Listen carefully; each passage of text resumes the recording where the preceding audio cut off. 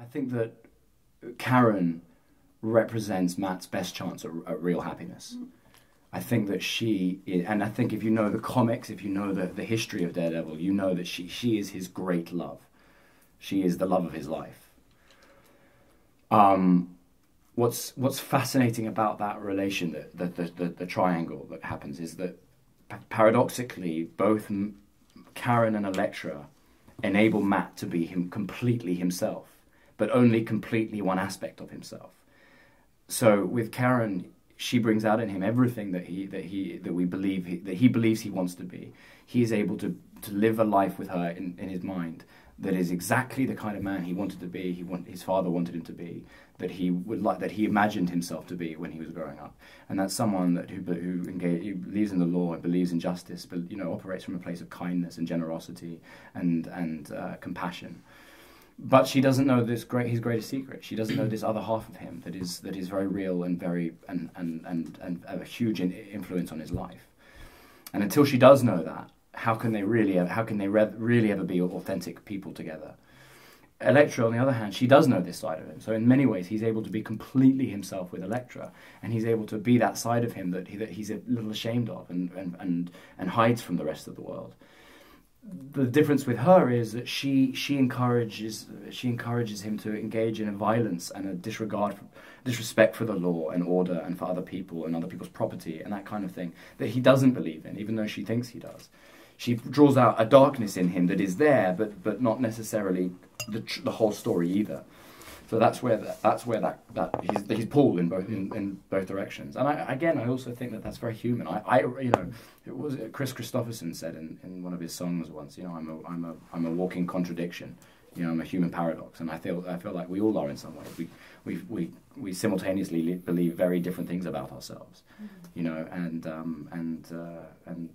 that those struggles, I think are often. I think even in acknowledging that there is relief in acknowledging that we feel differently about different things all the time.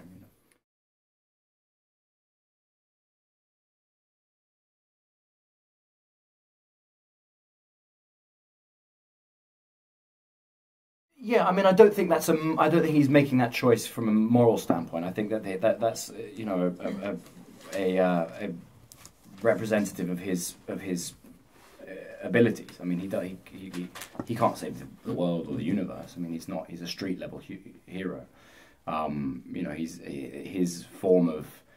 His form of heroism is one bad guy at a time, as it were.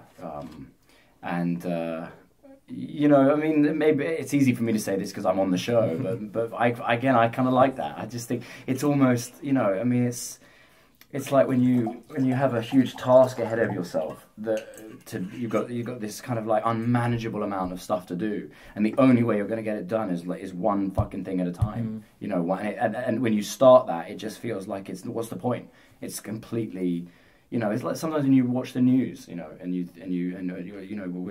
thinking about the crisis in Syria and the refugees. Sometimes it's so easy for us in the West, I think, sometimes to you just kind of like to have a detachment from it all. You're just like, I don't even know where to begin. Like, what can I do? What can I do? I saw this interview the other day with an American psychologist. He was saying what's interesting, and I don't know if it's true. I just heard it.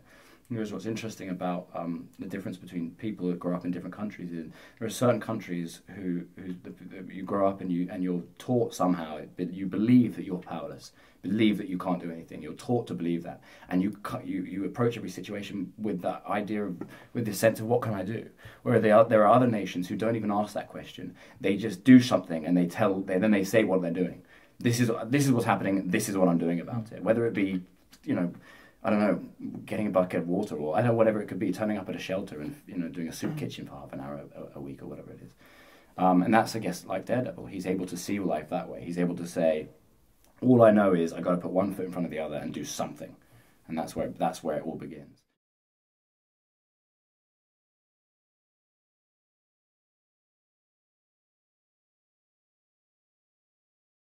My feeling is, and I succeed and fail at this on a daily basis.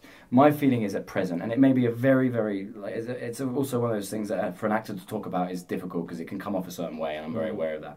I think that if everyone did 2 hours a week, 2 hours a week. It doesn't matter what it is. Something that is of benefit to other people. That is a selfless act towards other people. If you can find 2 hours a week, and it's not about money. I say this. It's very easy, even if you don't have money or do have money. It's very easy to donate. To the flood and Cumbria crisis, and it's very, and you should, and one should. It's great that you should do that. But it's the time. Time is more valuable ultimately, I think, than the donations and the money. It may be an incredibly naive thing to say. I do realize that, but I tend to believe, and I tend to encourage myself. And again, I succeed and fail to do 2 hours a week of something. So in New York, I go to a shelter. I do a 2-hour kitchen a week, and it feels sometimes there's so many volunteers. I'm like, why are we all here? We don't all need to be here. But it's not. I don't think it's about that. I think it's about just showing up. The difficulty is it's very confronting. If anyone's ever done that, I did one in London. I used to go to a place called The Passage in Victoria, and that was a bunch of us. We got together and we did it, and it was a monthly thing. We did the whole morning for a month. Once a month, and it's so confronting. You suddenly become so aware of the scope of the problem, and it's so upsetting, ultimately, that it's easier to just go into avoidance around it. Your brain just can go, oh, that was so good that I did that. We must keep doing that. Let's do it. And then 5 months, 6 months go by, and you've done nothing because there's a little part of your mind. It's so hard to kind of. It's so hard to be. So what happens with people is they go to either extremes. They either do nothing at all, and it's something they talk about for years and years, and you go, oh, yeah, I really want to do that. Next time you go, please give me a call. The amount of times I hear someone say that. Next time you could please let me know. Or they go the other way and they dedicate their life to it. It's all they do. And that, I mean, it's amazing. But what is there for the vast majority of us who engage in our jobs and our lives and our families, and we live the life that we're blessed to live and live in the West or whatever? Is there a way? Is there a happy medium? Is there something you can just do? Just kind of dedicate 2 hours a week to, whatever that be. I don't know. And I do reiterate. I'm aware at times when I say something like that how easy it is from someone like me to say. But do people recognise you in New York City when you go to the soup kitchen or whatever?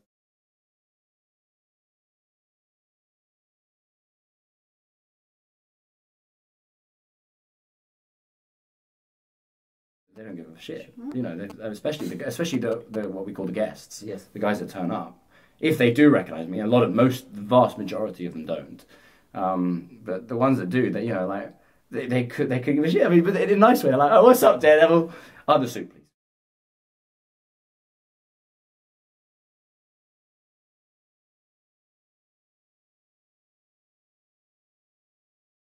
Not England, I don't think. So, how will England perform, you think, and who will? I still think Germany have got a wonderful side. I still think they're disciplined and they've got a wonderful side. And I'm a huge fan of Per Mertesacker and Mesut Ozil. I don't know. One of the things I love about football, one of the things that the Premiership this year has shown us is that no one can ever tell you what's going to happen. I mean, it's the most unpredictable season of all time. It's been thrilling to watch, and it's been heartbreaking as an Arsenal fan.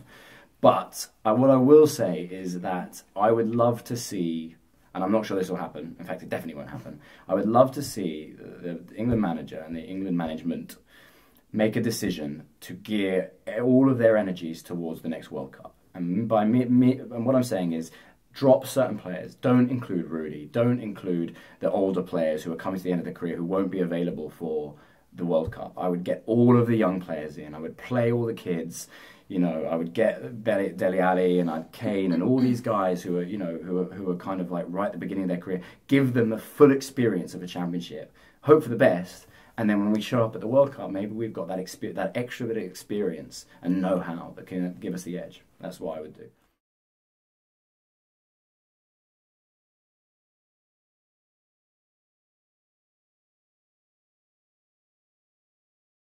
Yeah, not badly. I mean, you take a few knocks here and there, and over the course of the season, your body gets very, very, very tired, and plus, I have to go to the gym on a daily basis, and that kind of it works away at you as well. I think it's a very, very, very, very organised professional stunt team and department. Phil Silvera is really a spectacular coordinator, and Chris Brewster, my stunt double, is as well as being one of the nicest human beings. He's talented beyond belief. I mean, the stuff he can do with his body, it defies gravity at times. It really does. It's extraordinary. And we kind of, you would go through everything. We don't have much time. I never get to rehearse a fight scene prior to the day, so I have to learn it on the day, piece by piece, and that takes time. But it's thus far, touch wood, we've always been very safe. We've always felt so very, very safe.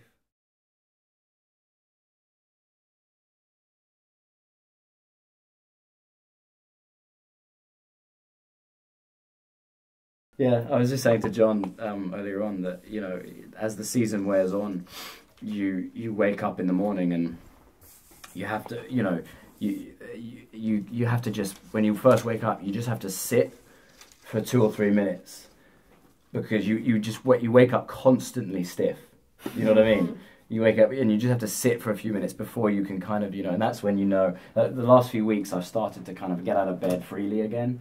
And I've been doing yoga because someone's mentioned that I should do some yoga, and it's been fantastic, man. I wish I jumped onto those bandwagons earlier when people start telling you how good something is, and I just go, no, we're gonna lift weights. So now I've been doing yoga and my back feels great, and so I'm gonna be the superhero who does sun salutation. Thanks, guys. Nice talking to you. Have a nice day. Yeah. Bye bye.